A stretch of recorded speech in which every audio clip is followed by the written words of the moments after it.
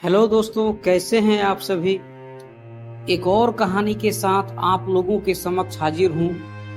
आज की कहानी वर्तमान समय में बच्चों की नजरिया अपने माँ बाप पर क्या है। माँ बाप जो अपनी औलाद के बारे में दूसरे के सामने तारीफ करते हैं, क्या वो औलाद वक्त आने पर अपनी माँ बाप की सेवा करते हैं। किस तरह के बच्चों को अच्छा बच्चा कहा जा सकता है। तो चलिए दोस्तों, कहानी के द्वारा समझते हैं। सूर्य अस्त हो रहा था। पक्षी चहचहाते हुए अपने अपने नीड़ की ओर जा रहे थे। गांव की 4 स्त्रियां पानी लेने के लिए घड़े लेकर कुएं पर पहुंची। पानी भरकर वे कुएं की पक्की चकत पर बैठ गई और आपस में इधर उधर की बातें करने लगी। बातचीत करते करते बात बेटों पर जा पहुंची। उनमें से सबसे अधिक उम्र की स्त्री ने अपने बेटे के बारे में बताना शुरू किया। वह बोली, भगवान सबको मेरे बेटे जैसा बेटा दो। मेरा बेटा लाखों में एक है। उसका कंठ बहुत मधुर है। वह बहुत अच्छा गाता है। उसके गीत सुनकर कोयल और मैना भी चुप हो जाती है। लोग उसका गीत बहुत चाव से सुनते हैं। उसकी बात सुनकर दूसरी स्त्री का मन हुआ कि वह भी अपनी बेटी की प्रशंसा करे। उसने पहली स्त्री से कहा, अरे मेरे बेटी की बराबरी कोई नहीं कर सकता। वह बहुत शक्तिशाली और बहादुर है। वह बड़े बड़े पहलवानों को भी पछाड़ देता है। वह आधुनिक युग का भीम है। यह सब सुनकर तीसरी स्त्री भी कैसे चुप रहती। वह भी बोल उठी, मेरा बेटा तो साक्षात बृहस्पति का अवतार है। वह जो कुछ पढ़ता है एकदम याद कर लेता है। ऐसा लगता है मानो उसके कंठ में सरस्वती का वास हो। चौथी स्त्री चुपचाप बैठी अन्य तीनों की बातें सुन रही थी। उसने अपने बेटे की प्रशंसा में कोई बात नहीं कही। इस पर पहली स्त्री ने उसे टोकते हुए कहा, क्यों बहन, तुम क्यों चुप हो? तुम भी तो अपने बेटे के बारे में कुछ बताओ। चौथी स्त्री बड़े ही सहज भाव से बोली, मैं अपने बेटे की क्या प्रशंसा करूं?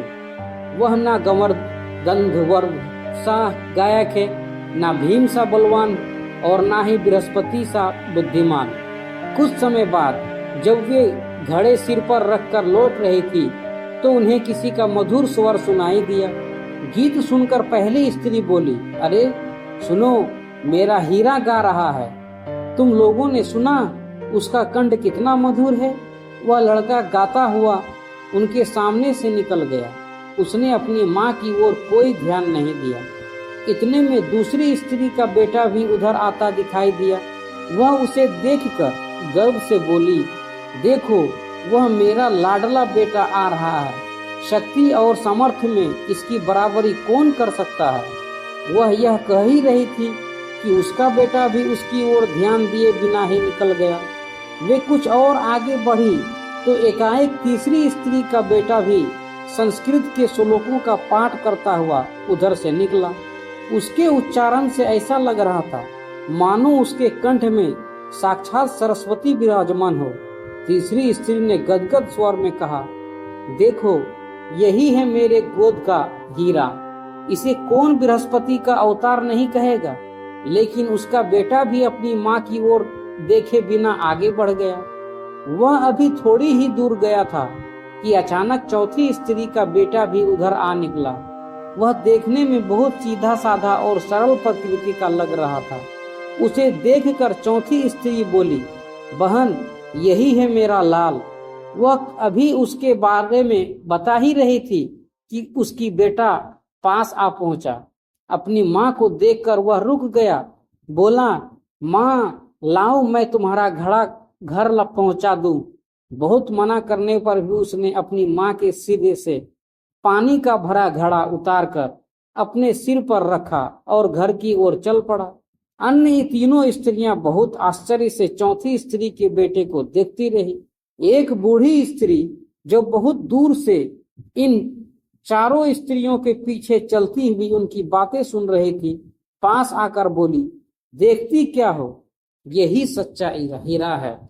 तो दोस्तों, ये कहानी हमें क्या सीख देती है ये कहानी हमें सीख देती है कि हम लोग अक्सर अपनी औलाद के बारे में तारीफ करते रहते हैं। हम अपने औलाद को बहुत पढ़ाते लिखाते हैं और बहुत काबिल बनाते हैं, लेकिन संस्कार जो उसके अंदर होना चाहिए वो संस्कार उसके अंदर नहीं जा पाता है, या यूं कहें कि हम उनके अंदर संस्कार डाल नहीं पाते हैं, जिसकी वजह से ये दिन देखने को मिलता है।